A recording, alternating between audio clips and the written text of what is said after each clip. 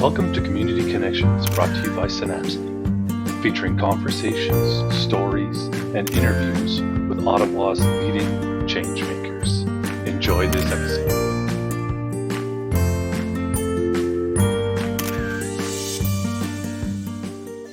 All right, everybody. Thanks for joining us for another edition of Community Connections, brought to you by Synapsity. And today we are joined by Alta Vista Ward candidate Marty Carr. Marty is active in the Alta Vista community for over 12 years, where she has served on councils for both Alta Vista Public School and Ridgemont High School. She has also served for 5 years on the Alta Vista Community Association, including 3.5 as president. A dedicated community leader, Marty has led many successful projects, from the replacing school parade structures to bringing a farmer's market to Alta Vista. That's a great one. As president of the Community Association, she has led discussions with residents on the city's official plan, working with senior officials to bring community views to the table. Welcome, Marty. Welcome. How are you Doing great. Glad you could join us. So let's start with a little introduction. We talked a little bit about your past. Tell us about yourself and what qualifies you to be a councillor. Well, thanks very much. So in the beginning, you talked a little bit about my experience in the community. So in those 5 years that I was on the Alta Vista Community Association, of which 3.5 were as president, I worked with city staff, the existing city councillor, on many, many files, led the response for the Alta Vista Community Association to the official plan. I've read that document many times, done a lot of analysis on it. Also worked delegating to Environmental Protection Committee to bring a invasive plant management program to the city of Ottawa. Worked to negotiate many different items throughout the ward with the city. And I really love the municipal stuff. So I normally work as a director in the federal public service. So I've got lots of experience in a leadership position, have been in a management position in the government for well over 15 years. And so I've got that experience, in a results-based management environment, asking those tough questions that sometimes get missed through regular governance. And so I think that substantive work experience, and I've got lots of experience in project management, stakeholder engagement, combined with, my knowledge of the depth and breadth of city files, really will help me as a city councillor. Absolutely. Lots of experience on the work side, and then lots of personal experience as well. So great job on what you've been able to accomplish so far. So let's talk a little bit more about the Alta Vista Ward. It's a very interesting ward. It's growing in leaps and bounds. What do you feel are some of the key issues facing the ward in the years to come? Yeah, so you alluded to the growth, and that's something that, when we look at all the development applications that are on the books, whether they're paused or not, we've got about 10,000 new units coming into Alta Vista in about the next decade. And really the challenge for Alta Vista, which was built in 1950s as a car-centric suburb, is that our infrastructure simply hasn't kept pace. So we don't have a lot of sidewalks. We've still got the wide roads that are characteristic of that 1950s when land and gas were both cheap. And, our community centers are really old, really aging, and we don't really have that new community hub model. So we've got the Elmvale Library in a mall, we've got the Alta Vista Library. The community centers that we have, they've been largely used to house homeless populations through the pandemic. Jim Durrell was used. It's now under repair. The 2 ice pads are out for at least two years. The Dempsey Community Center is still being used to house the homeless. Heron Road just went back into commission, and then we have Canterbury. But, these are aging facilities, and to really bring that sense of community to Alta Vista, we desperately need some upgrades. Same with our playground equipment. We've got a lot of upgrades for ages up to 5 years old in some of the parks, but overall, we're building a big community here. It's a great place to live, but we need to start putting some investment in our infrastructure. We do put a lot of money into, sewer infrastructure because we're dealing with clay pipes from the, years and years ago, but we need to refocus some of our dollars to building the community that will support the new units that are coming in. Yeah, some of the above ground amenities as well as the below, right? And for someone who's biked down Alta Vista a few times, it's a great route, but it's you got to watch some of those potholes, right? Yeah, and so that's a great example. So, the Alta Vista Drive redesign project, which will be from Smythe to Bank Street, we undertook consultations on that 2 years ago. And at that time, they said, the project will be phased in 4 to 7 years. Well, it's still way down on the project list. We see that time and time again. Bank Street redesigning is another one. Consultations were in 2012, and yet, it's finally going to hit the ground next year. That's a lot of things change in a decade. And so we've seen that project be delayed because of things like changes in protected intersection design guidelines. And so it's really hard to keep pace when we've got all this development and we're so behind in our maintenance and infrastructure. Yeah, no, great points, and good for you for being on top of that. So we talked a little bit about it, but housing and development are huge issues in Alta Vista. I want to know, how would you help tackle the lack of affordable housing in your ward while also holding the developers to task? Yeah, and that's a difficult question. They've recently introduced this inclusionary zoning, which of course is not in place yet. It won't be till 2023, but that's only for protected major transit station areas, of which there's not one in Alta Vista that I'm aware of. I think Billings Bridge is the closest. And again, the details around how that will work with the developers is really unclear, and how much affordability it will really bring.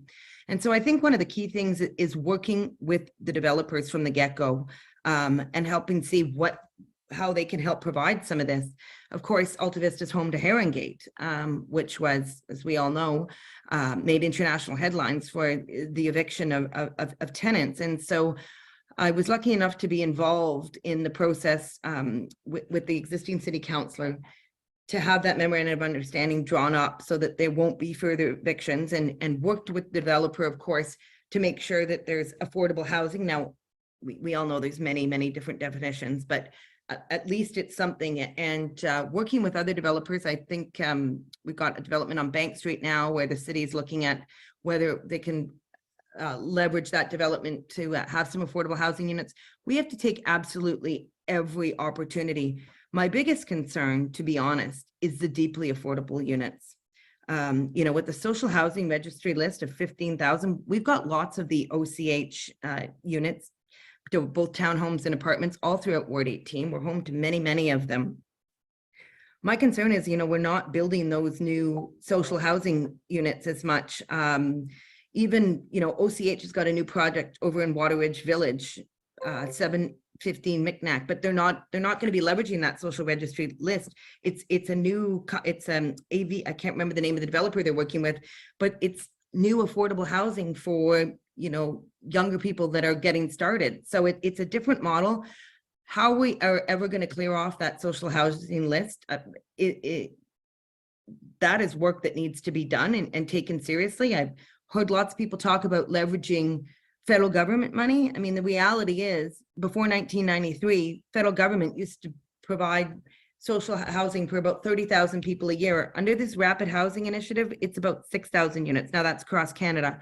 So I think, municipally, we've got a responsibility to start looking how we can help doing this as well. And it's not just the developers. Yeah, no, great points. I know that wait list is quite long, 5-10 years, maybe more. So definitely getting some of those folks into some housing is a priority. And yeah, great job on the Elmvale file as well. So let's shift gears a bit. Let's talk a bit about transportation, another major topic in your ward. How would you improve transit options in your ward, and how would you encourage sustainable transit? And you talked a bit about the Alta Vista corridor plan. Is that something that you support? So let me, I'm going to leave the Alta Vista corridor to the end because I think it's a part of the larger discussion. So I was a transit taker prior to being sent home 3 years ago, 2.5 years ago to work. Unfortunately, for most of Alta Vista, the LRT, because there's not an LRT station within Alta Vista, Herdman's the closest, it extended our time to get to work. And I've talked to people all over the ward. And local routes to get across the ward, it's just not set up to take you across the ward. Those sort of east-west connections are really, really poor. I tried to take the Ottawa Transit Challenge and to canvass around the ward, but it made more sense to walk even when it was an hour and 15 minutes away. So I've talked to people all across the ward, and they say, you mentioned the farmers market at the beginning. They say, we would love to come to the farmers market. We always have a musician there. But it's an hour and 15 minutes from the OCH building on Russell Road that serves seniors to come across the ward. I mean, that doesn't make sense. So I think we have a huge opportunity with the transportation master plan. They're doing the origins and destination study right now to revamp the local routes, figure out where people are going and how to get them across the city better. And we know that's going to take time, but I think in the meantime, we have to start looking at some quick wins, even if it requires a bit of an investment. And something that I'm really pushing for is on-demand services for buildings like that, senior centers, where, you know, where we've got a lot of people. I look at, you know, in Herongate, where there's a lot of massive people living together, people that need to get to jobs that are at different kinds of day, and the bus is not getting them, because we all know opening up and looking at these routes, it's going to take a long, long time. So on the Alta Vista Transportation Corridor, I don't support use of it for cars. I don't believe the city supports the use of it for cars. There was never any funding attached to it. And when they did the new draft official plan, they named it the Green Transportation and Utility Corridor. And so they really saw it as active transportation, bike, walking, and potentially transit down the line. I've heard other candidates say, you know, they want it removed completely. I don't think we want to remove it completely, because if we remove it completely, what happens to those lands? I think we want to keep it as an active transportation corridor. We've recently started removing snow in there, and then potentially, you know, leave it on the books until such time that we have a transit plan in place that maybe we'll need to use that connection. You know, I don't know if we'll get to LRT stage 4, but leaving it on the books with the caveat that it not be used for passenger vehicle, like single-use cars, I think is what, you know, my point of view is. And the city was more or less clear on that in all those consultations we did with the official plan, that it would be a green transportation corridor, but we needed the transportation master plan process to be finished to make that official. Yeah, no, great points there. You know, I think it's important to encourage cyclers, you know, maybe a bus lane or a carpool lane. That would make sense to encourage people to come together. And also, you know, about the bus routes as well. You know, I think we've all been there where we just see those empty buses going by and thinking, you know, okay, it's great that they're going, but how do we kind of shift things maybe a little bit? And I love the on-demand ideas as well. So transportation, housing, climate, they're all things that come with a large financial cost. What is your philosophy around taxes and spending? Just how should our city budget work? Yeah, and so that's a really difficult one. I mean, gosh, you look at the city budget and what it is now, and 76% or so is mandated services that we have through the province, right? Whether it's fire, police, so you've got very, very little money to play around with. So, you know, how do we do that? I mean, and the record debt, and because I'm not sitting around the table already, I mean, I don't have the full ins and outs of the budget yet, but I definitely think with not expanding the urban boundary as much, you know, we need to fix, you know, not building new infrastructure, looking at opportunities for the future. There's so much need, but at the same time, you know, this is not the time for massive tax hikes. You know, one of the greatest things we hear from people is the affordability. We know that we have some of the highest property taxes in Ontario and in the country. We know that there's a huge issue with food insecurity. People are having difficulty making ends meet. So, I mean, it's not, you know, modest increase, you know, 3% and under supporting, but we can't make those this is not the time to make those tax hikes.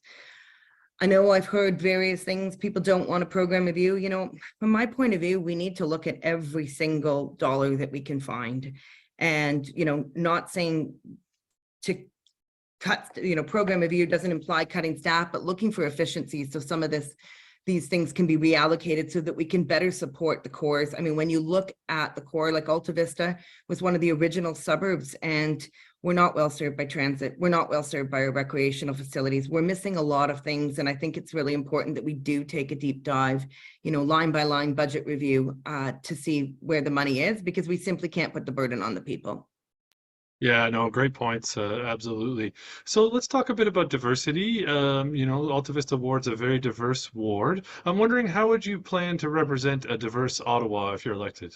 Yeah, that's an interesting question, and something I've been thinking a lot about, because, you know, you hear Alta Vista, and unfortunately, I actually live in the community of Alta Vista, but there's many, many communities in Alta Vista. So having the neighborhood and the ward have the same thing, you don't really realize, like, we've got Herongate, we've got Hawthorne Meadows, we have Eastway Gardens, so much diversity. And I'll be honest, most of my canvassing has not been in Alta Vista. I've been trying to work all around and get to know these communities, and they all, feel that we're not connected as Alta Vista. And I think a lot of that is just, we've got such a bunch of diversity. Herringate's been really interesting. So much diversity there, and that's relatively close to my home.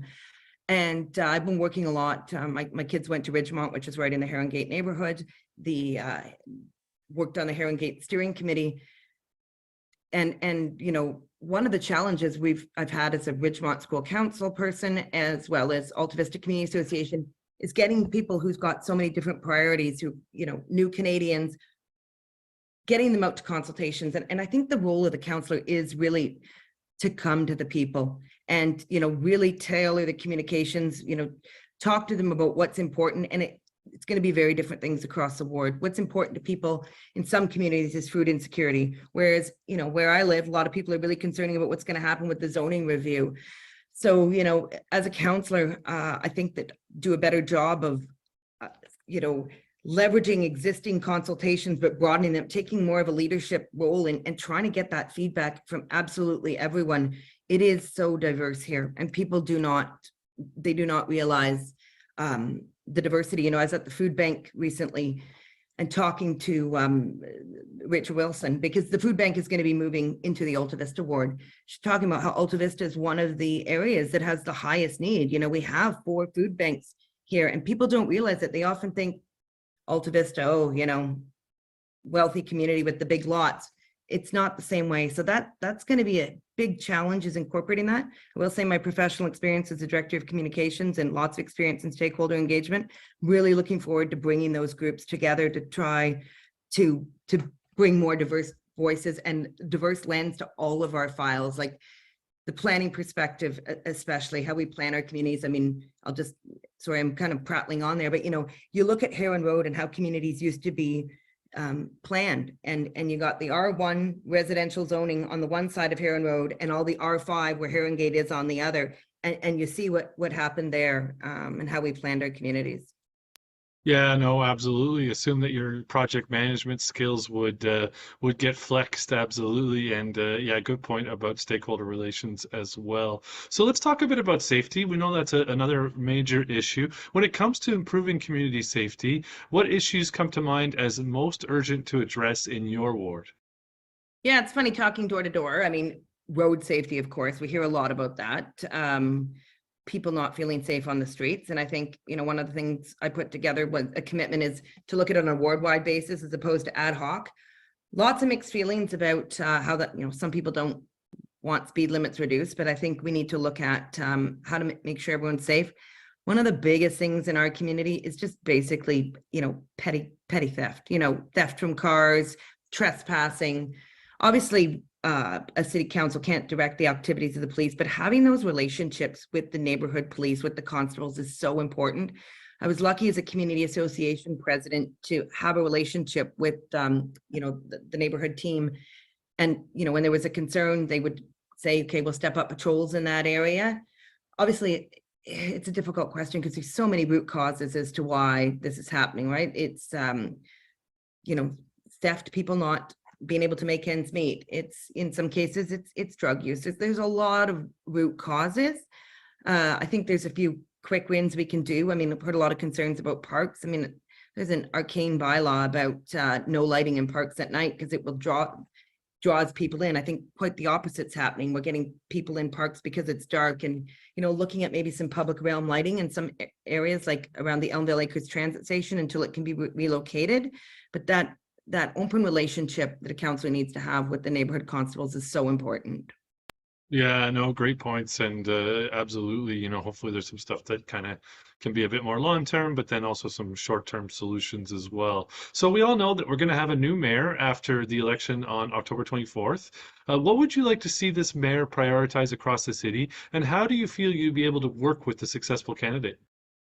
Yeah, so I think the biggest issue is how we move around, and whether that's by bus, as I spoke about. That issue is not limited to Alta Vista. That's all across. The bus service is really poor. And I don't mean the drivers, and I don't mean, the number of buses. I mean, it's still mostly driving people downtown, right? Like we're all aimed at commuter bus. We need to focus more on local transit, how we get along to do our day-to-day thing, especially with most of the civil servants home. The other thing, about traveling, it's not just about the bus. The roads do need repair. The state of the roads in Ottawa is, as the capital city, is, I would say, almost deplorable, the maintenance. So, we need to focus on just basic repair, getting back to basics.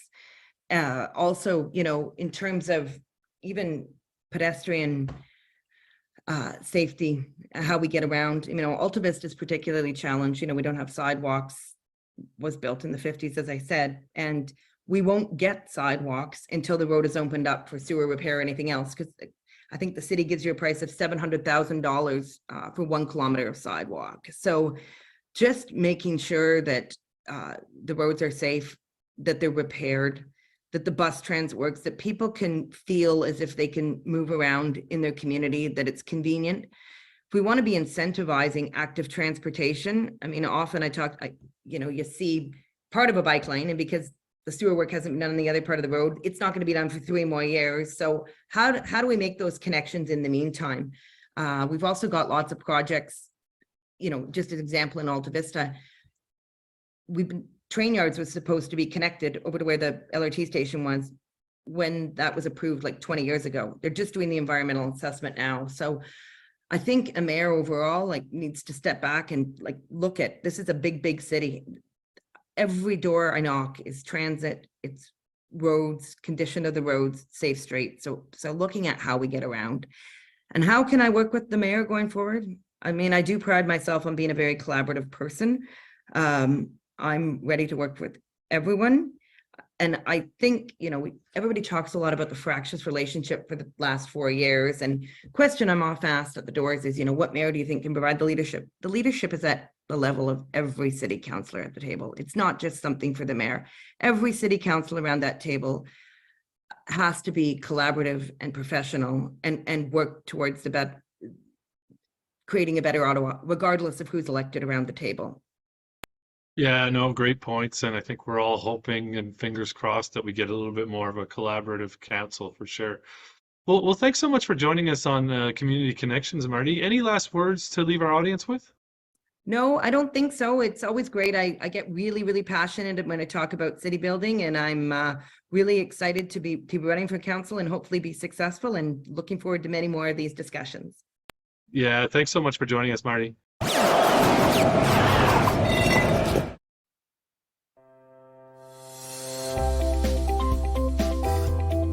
Thank you for watching Community Connections, brought to you by Synapse. Be sure to follow us on social media and subscribe to our YouTube channel for more content like this. Until next time, stay connected.